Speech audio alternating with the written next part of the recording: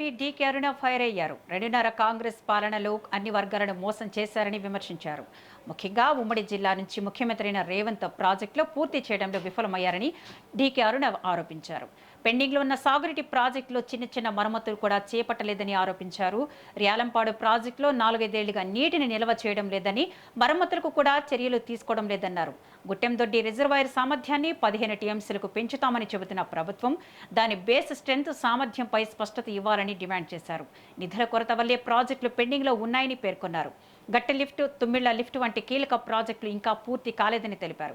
CM Revanth Reddy ప్రచారానికి ప్రాధాన్యమిస్తున్నారని, హెలికాప్టర్లలో కాకుండా రోడ్లపై పర్యటిస్తే వాస్తవ పరిస్థితులు తెలుస్తాయని వ్యాఖ్యానించారు.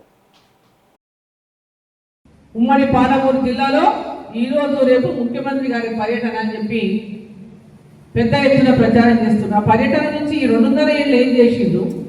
2.5 ఏళ్ల కాలం అయిపోయింది. ఇంకా వాళ్ళకు ఉన్నది 2.5 ఏళ్ళు అంటే 1 సంవత్సరం కాలమే ఉంటుంది వాళ్ళు పనిచేయడానికి. ఈ సంవత్సరంలో వాళ్ళు ఏం పని చేస్తారు? ఈ ప్రాజెక్టులన్నింటినీ కూడా ఇప్పటిదాకా వాటిలో ఉన్నటువంటి చిన్న పెండింగ్ పనులు కూడా పూర్తి చేయలేదు.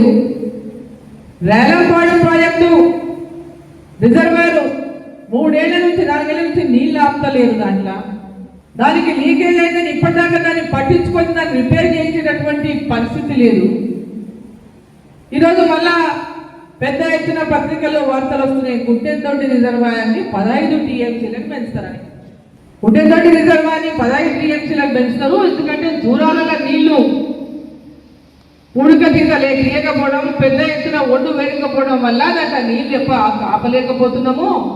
కాబట్టి గుట్టెందొడ్డి రిజర్వాయర్ని 1.2 ఉన్నటువంటి రిజర్వాయర్ని 15 టీఎంసీల రిజర్వాయర్ చేస్తామని మాట్లాడుతున్నాం. సరే, నేనేమో టెక్నికల్ పర్సన్ని కాదు, నేనేమో ఇంజనీర్ని కాదు.